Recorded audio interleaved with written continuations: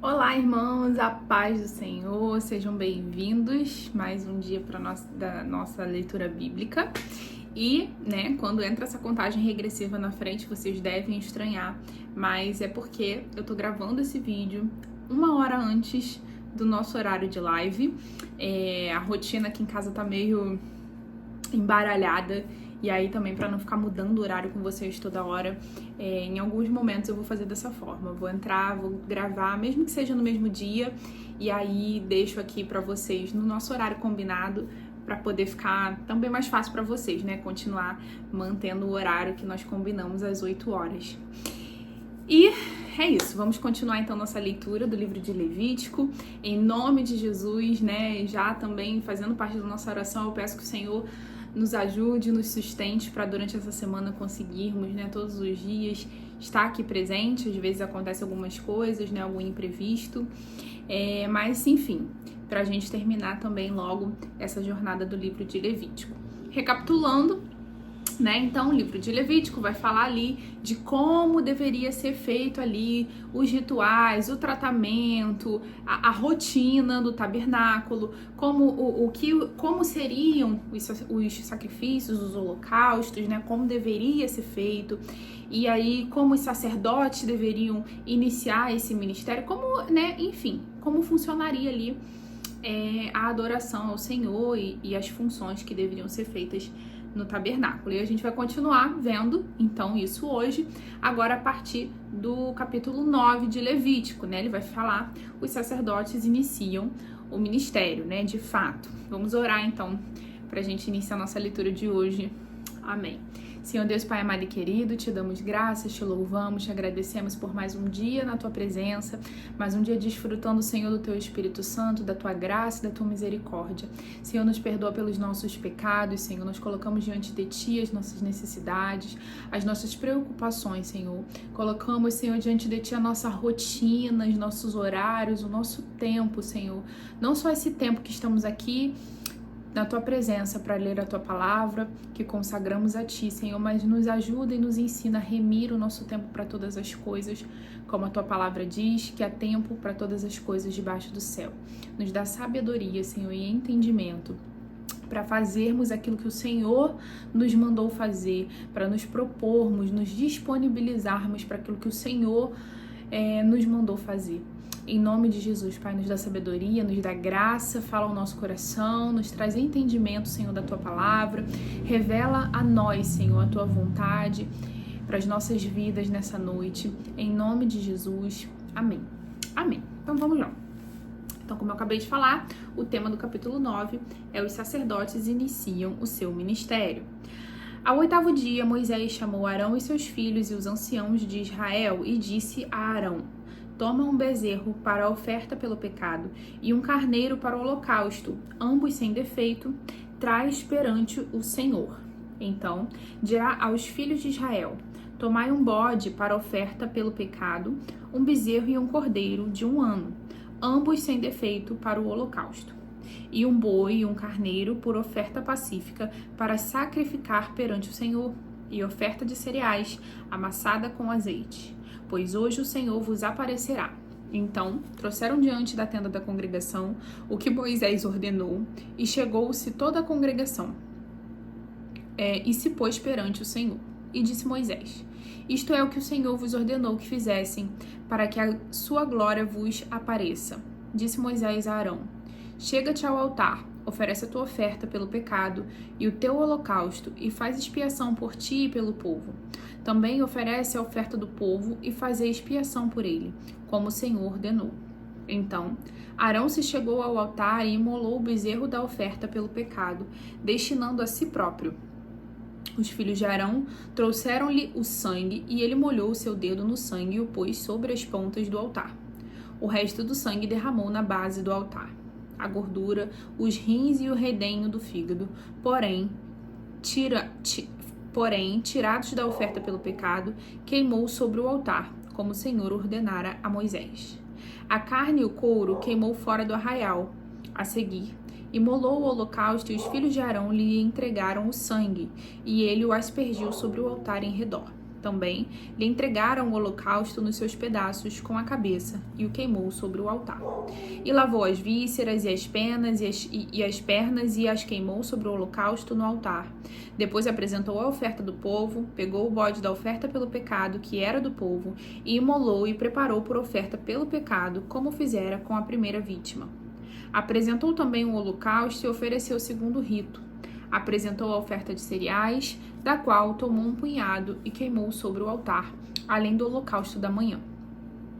Depois imolou o boi e o carneiro em sacrifício pacífico pelo povo. Os filhos de Arão entregaram-lhe o sangue que ele aspergiu ao redor do altar, como também a gordura do boi e do carneiro, a cauda e o que cobre as vísceras, os rins e o redenho do fígado. Puseram a gordura sobre os peitos e ele a queimou sobre o altar.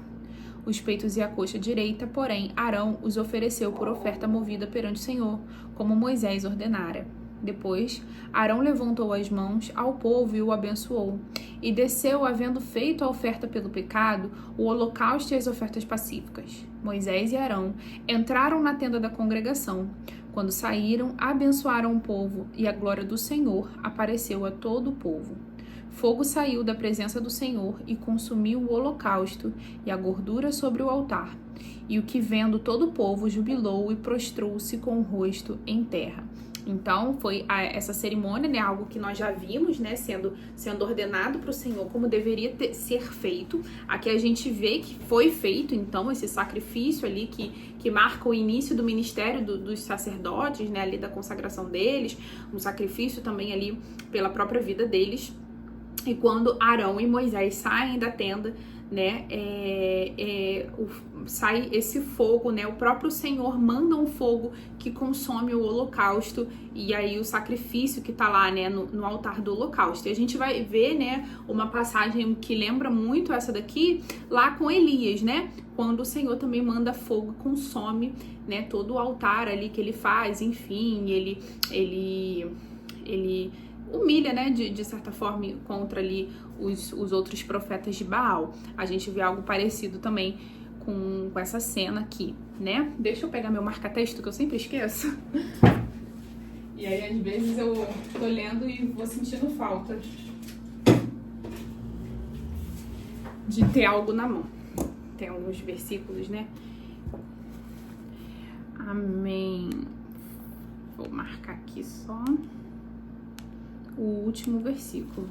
Então, vamos lá, continuando, então, no capítulo 10. Então, começa-se, né, no 9 a gente vê aí que marca, né, esse início do ministério, do serviço dos sacerdotes na tenda, né, da congregação, enfim. E aí agora a gente vai ver alguns acontecimentos também, né, aqui no meio, que às vezes parece que o livro vai passar desapercebido, mas como eu falei na semana passada, sempre tem uma coisa ou outra entre uma história, né, entre mesmo a parte que vai falar de leis, de genealogia, a gente sempre vê algo ali no meio que tem um ensino para nós. Então a gente vai ver sobre a morte de Nadab e Abiú, né, filhos de Arão, que também exerciam um sacerdócio ali no tabernáculo. Então, capítulo 10. Nadab e Abiú, filhos de Arão, tomaram cada um o seu incensário, puseram neles fogo, puseram incenso sobre ele e trouxeram fogo estranho perante o Senhor, o que ele não lhe ordenara. Fogo de outro lugar, né? Então, saiu fogo da presença do Senhor e os consumiu, e morreram perante o Senhor. E disse Moisés a Arão: isso é o que o Senhor disse: serei santificado naqueles que se chegarem a mim, serei glorificado diante de todo o povo. Arão, porém, se calou. Se calou, né? Moisés está dando um recado de Deus, entre aspas, né, como a gente falaria hoje, uma lição de moral, né, que o Senhor, ele diz dessa santificação, ele vai se santificar através daqueles que se santificarem diante dele, né, que se chegarem perto dele. E a gente vê que houve uma desobediência, uma má intenção dos filhos de Arão ao tomar essa atitude. E aí tem gente que vai estudar, se aprofundar um pouco mais sobre isso, talvez o motivo que eles possam ter trago esse fogo estranho, digamos assim. Mas é por isso que traz para nós mais ainda a dimensão da graça de Jesus, né? Porque porque naquele tempo, quando você desobedecia, você era exterminado. Aqui, no caso, eles foram fulminados vivos, né? Queimados vivos. E hoje, a gente ainda tem, né, conta com a misericórdia de Jesus que morreu por nós, né? Para de uma certa forma nos perdoar, né? Enfim. Versículo 4. Moisés chamou Misael e Eusafã, filhos de Uziel, tio de Arão, e disse-lhes: Chegai, tirai vossos irmãos da frente do santuário para fora do arraial. Então se chegaram e levaram-nos nas suas túnicas para fora do arraial, como Moisés ordenou, o corpo deles, né? Provavelmente. E disse Moisés a Arão, a seus filhos Eleazar e Itamar: Não cobrireis a vossa cabeça, nem raspareis as vossas vestes, para que não morram, nem venha grande indignação sobre toda a congregação. Mas vossos irmãos, toda a casa de Israel, lamentem este incêndio que o Senhor provocou. Não saireis da entrada da tenda da congregação para que não morram, porque está sobre vós o azeite da unção do Senhor. E fizeram conforme a palavra de Moisés.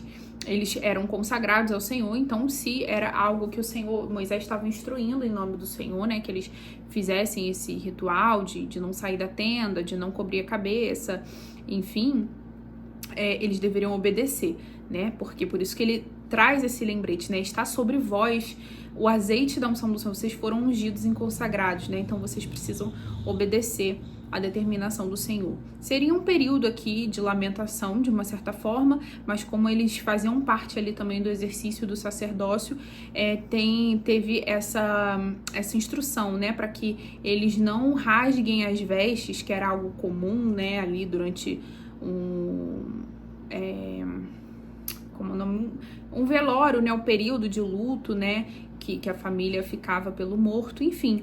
Mas de uma certa forma eu creio que aqui também tem uma conotação que, embora eles se entristeçam com a morte do parente, deu uma pausa que chegou uma entrega aqui, embora eles se entristeçam ali, né, com o luto do parente, eles foram mortos por causa da desobediência, né, por terem feito algo contra o Senhor, digamos assim. Então vamos lá. Lembrando que aqui são comentários que eu mesma tô tecendo, tô fazendo. Se você tiver interesse de estudar melhor sobre esse caso, sobre o motivo, né? Por que eles não poderiam rasgar as vestes, né? Chorar, lamentar de uma certa forma com mais, né, veemência, a morte, enfim. Pesquisem aí na internet e se pesquisarem também compartilha com a gente.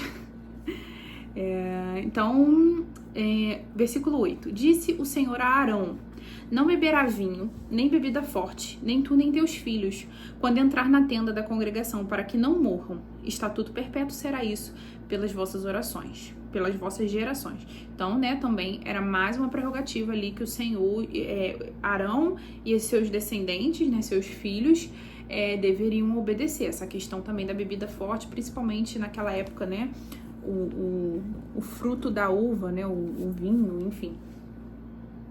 10. Para que possam discernir entre o santo e o profano, e entre o imundo e o limpo. Olha que interessante, né? Eu parei para falar o comentário antes de concluir. E olha que interessante, ele vai falar, eu vou até marcar.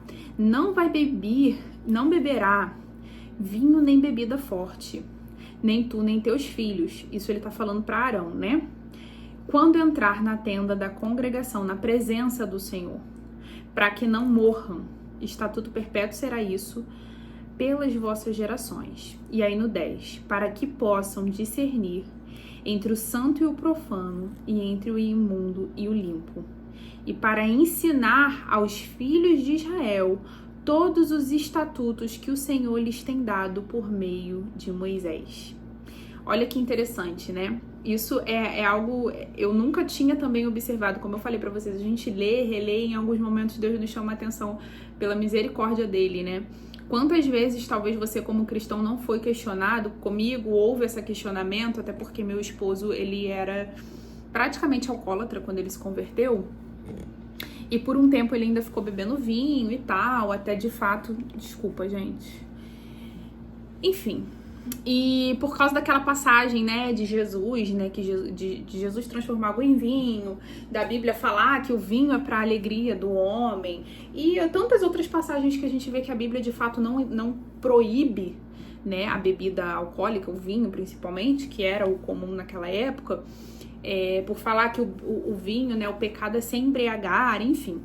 E olha o que a gente tem aqui como exemplo, vamos raciocinar, né? Quem somos hoje nós na presença do Senhor e para quem está sendo dada essa orientação? Essa orientação está sendo dada para Arão e seus filhos, né? Os que vão servir em sacerdócio no tabernáculo. E tem um motivo muito específico para que isso não fosse feito, né? Talvez, será que Nadab e Abiú fizeram isso porque estavam bêbados, né? Enfim, não sabemos, né? Tem algumas teorias que trazem esse ponto de vista. Mas hoje, depois, né, que Jesus vem, ele é o nosso sumo sacerdote, nós somos sacerdotes, nós fazemos parte da descendência de Jesus, né? É como se Jesus fosse o novo Arão, ele é um novo sumo sacerdote e nós, filhos, fazemos parte dessa descendência. Inclusive, a gente vê a palavra falando do homem ser o cabeça e o sacerdote do lar. Então, somos sacerdotes, né, do Senhor Jesus, que é o nosso sumo sacerdote. E hoje, como nós fazemos esse papel na nossa vida diária, constantemente, olha o que nós podemos tomar como lição e também como um argumento para quando formos questionados a respeito dessa questão. Porque aí entra aquilo que Paulo fala, tudo me é lícito, mas nem tudo me convém. Talvez você não vá para o inferno se você beber vinho ou alguma bebida alcoólica. Talvez, de fato, né, ou se você bebe socialmente, não se embriagar. Nós não vamos entrar aqui nessa questão, porque também temos doutrinas de cada igreja. Eu acho que se você está numa igreja e a igreja, né, realmente tem como doutrina, você deve respeitar, porque senão você está em pecado pela desobediência e não propriamente, de repente, pela bebida. Mas olha o que a gente pode tirar de lição. Se nós queremos servir ao Senhor nessa função de sermos sacerdotes, de termos as nossas orações ouvidas, não beber vinho, por quê? Para que possam discernir entre o santo e o profano. Então, como você pode querer ter o discernimento do Espírito Santo, né? Muitas vezes entender aquilo que vem da parte do Senhor e aquilo que não, né? Muito, né? Também as pessoas se perguntam, se questionam de ter esse discernimento espiritual, como o fruto do Espírito ele se manifesta na nossa vida. E aqui a gente vê um ponto que abre uma brecha para que talvez esse fruto, né, essa característica não se manifeste na sua vida. Algo que você pode estar dando brecha, né, através, de repente, de uma bebida que você acha que é inocente. Mas aqui, para que possam discernir entre santo e profano, o que é certo e o que é errado, entre o que é imundo e o que é limpo, e para ensinar os filhos de Israel todos os estatutos que o Senhor tem lhes dado por meio de Moisés. Então, eles precisavam estar sempre sóbrios, sempre alertas, para ensinar, para serem testemunhas, né, os filhos de Israel. E hoje nós, como cristãos, é como se nós estivéssemos aqui no papel, né, dos descendentes de Arão, porque Jesus ele trouxe para nós, né, de uma certa forma esse ofício também, né, não necessariamente, talvez sim um título, mas esse ofício de sermos sacerdotes, né. Achei muito interessante, eu até marquei aqui. Vou até marcar depois, acho que eu vou tirar uma foto dessa passagem e vou postar. Acho que deu um bom raciocínio, vocês não acham? Fala aí pra mim, que eu vou estar aqui no chat conversando com vocês. 12. Então, disse Moisés a Arão, a Eleazar e a Itamar, seus filhos, que ficaram vivos. Tomai a oferta de cereais restante das ofertas queimadas ao Senhor e comei-a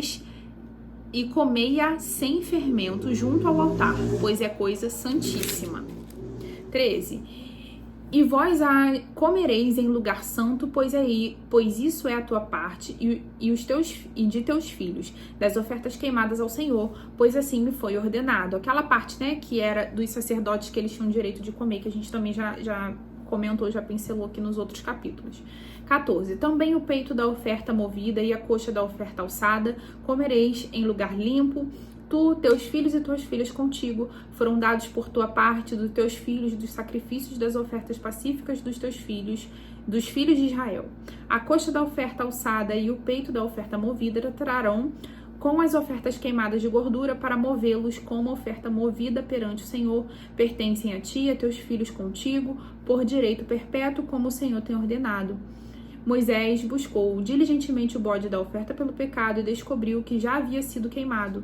Indignado grandemente contra Eleazar e Itamar, os filhos de Arão que ficaram vivos, disse-lhes: Um outro erro aqui. Estamos vendo, então, um outro pecado dos outros 2 filhos de Arão, né? Eles já haviam queimado aquele animal que estava separado para um momento oportuno, para um momento específico. E a gente vê repetindo essa questão daquilo que eles tinham direito por serem filhos de Arão, né? Daquilo que eles podiam comer, enfim. E é algo também que a gente observa, né? Toda vez que uma aliança é refeita, digamos assim, né? Renovada, a gente vê o Senhor repetindo os termos dessa aliança, né? Lá com o povo de Israel no deserto, depois que Moisés desce, aí então tem a situação do bezerro de ouro, ele quebra as tábuas, ele sobe. Quando ele desce novamente, ele repete muitas coisas que a gente já tinha visto em Êxodo, o Senhor falando, o Senhor prometendo que estaria com eles, né, se eles fossem obedientes, etc. E aqui a gente vê que, né, eles têm que passar por esse período de uma santificação novamente, depois desse pecado de Nadab e Abiú. Moisés vem falando novamente para eles, né, os termos ali das orientações do Senhor, enfim. E aí agora no 16 a gente vê que os outros 2 filhos de Arão também cometem um erro aqui, um pecado, uma desobediência. Depois do versículo 16, então, 17. Por que não comeste a oferta pelo pecado em lugar santo? É coisa santíssima.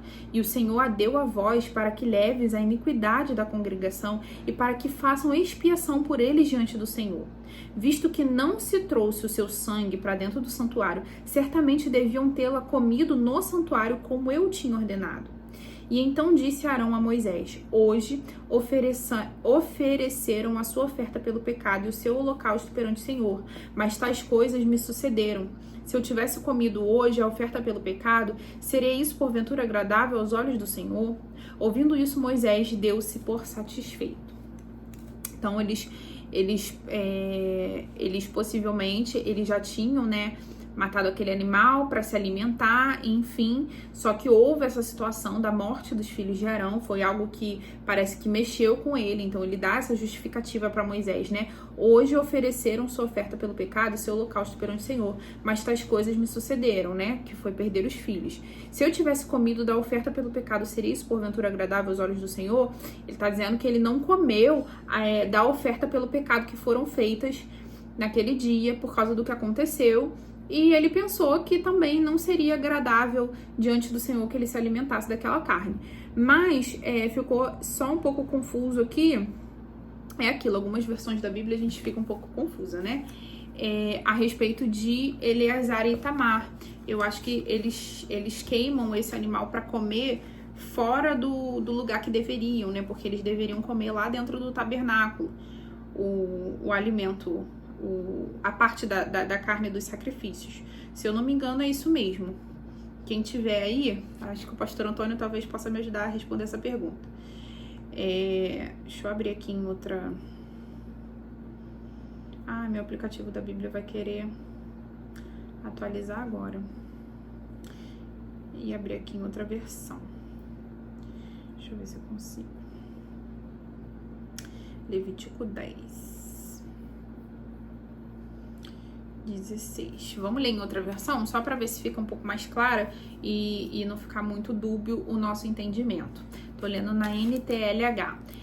Versículo 16. Depois Moisés perguntou onde estava o bode que seria sacrificado como oferta para tirar pecados, e ficou sabendo que já tinha sido queimado. Ele ficou muito zangado com Eleazar e Itamar e perguntou: por que vocês não comeram num lugar sagrado a oferta feita para tirar pecados? É uma oferta muito sagrada, e o Senhor a deu a vocês a fim de que oferecessem na presença de Deus para conseguir o perdão dos pecados do povo. Já que o sangue do animal sacrificado não foi levado para dentro da tenda sagrada, ali é que vocês deveriam ter comido a oferta conforme a ordem que eu dei. E Arão responde, né? O povo apresentou hoje a Deus, o Senhor, a oferta para tirar pecados e as ofertas que são completamente queimadas, mas mesmo assim me aconteceram essas coisas terríveis. Portanto, se eu tivesse comido hoje a oferta para tirar pecados, será que o Senhor teria gostado? E então Moisés ficou satisfeito com a resposta de Arão. Arão, ele defende os filhos, né, de uma certa forma, porque Parece que Moisés deixa claro que quem mata o animal e faz o animal para ser comido fora desses termos que o Senhor tinha dado aos sacerdotes são os filhos de Arão. E Arão dá essa desculpa então, né? Porque, lembrando, eles comeriam, né, uma parte das ofertas que as pessoas ofereciam, né? Essas ofertas queimadas pelo pecado. E aí havia um animal que seria sacrificado ali por eles, né, por essa, seria feita essa oferta, esse holocausto com esse animal, mas parece que então eles já tinham matado esse animal, já tinham assado para comer e não fizeram o ritual ali que deveria ser feito, de pegar o sangue, aspergir no altar, etc. Então Arão diz que talvez eles não estivessem com o coração limpo para se alimentar, porque eles se alimentarem de uma parte dessas ofertas era uma forma também deles estarem oferecendo algo ao Senhor, né? Era uma forma deles também eles também deveriam estar com o coração limpo, não era de qualquer maneira, não era eles estavam se alimentando só porque eles precisavam se alimentar e o Senhor dava para eles uma parte, né? Tinha uma conotação espiritual também nisso. E aí é esse argumento que Arão usa aqui para, de uma certa forma, se defender, tá? Vamos ler o 11 também, porque segunda-feira a gente sempre tem um pouquinho mais de tempo. O capítulo 11 é bem comprido, mas eu acho que não tem problema a gente ler hoje. Eu acredito que vocês devam estar com tempo. Então vamos lá. Capítulo 11. Animais limpos e imundos. Deixa eu tomar um gole do meu café que tá esfriando. Amém. Então, capítulo 11, vamos lá. Disse o Senhor a Moisés e a Arão: Dizei aos filhos de Israel, são estes os animais que podereis comer, de todos os animais que há sobre a terra. Dos animais podereis comer tudo que tem unha fendida, o casco dividido e que rumina. Mas dos que ruminam e têm a unha fendida, não comereis. O camelo que rumina, mas não tem a unha fendida, esse vos será imundo. O coelho que rumina, mas não tem a unha fendida, esse vos será imundo. A lebre que rumina, mas não tem as unhas fendidas, essa vos será imunda. Também o porco que tem a unha fendida e o casco dividido, mas não rumina, esse vos será imundo. Da sua carne não comereis, nem tocareis no seu cadáver, estes vos serão imundos. Estes são os que podereis comer de todos os animais que há nas águas, tudo que tem barbatana e escama nos mares e nos rios, esses comereis.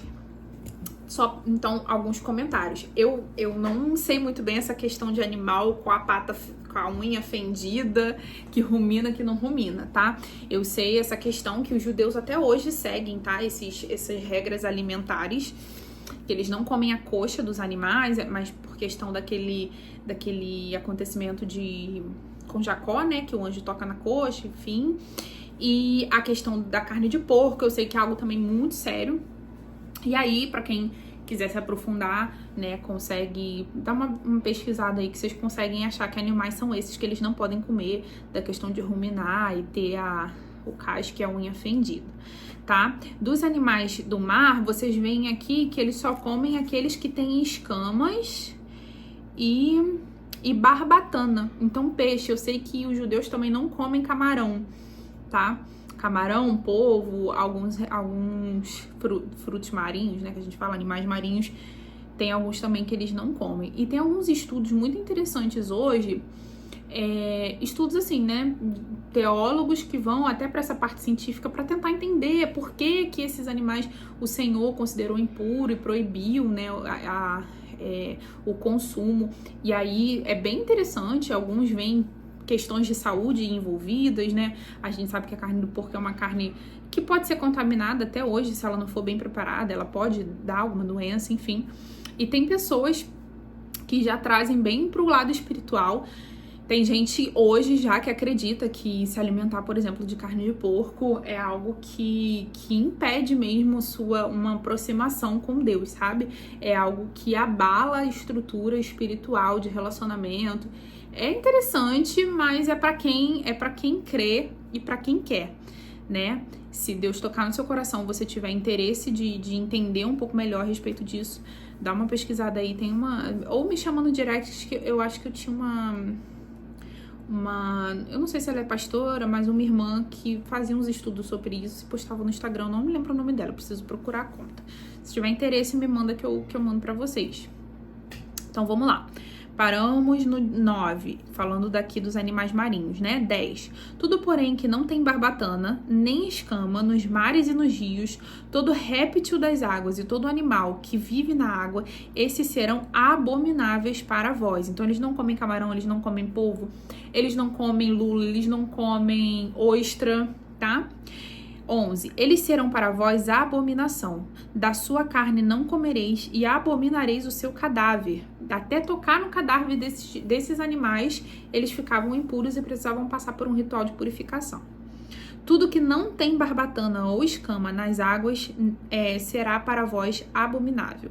Das aves, a estas abominareis. Não se comerão, serão abomináveis a águia, o urubu, a águia marinha, o açor, o falcão de qualquer espécie, toda a variedade de corvo, o avestruz, a coruja, a gaivota, o gavião de qualquer espécie, o mocho, o corvo marinho, o corujão, a gralha, o pelicano, o abutre, a cegonha, a garça de qualquer espécie, a polpa e o morcego. Todo inseto que voa e anda sobre 4 pés será para vós abominação.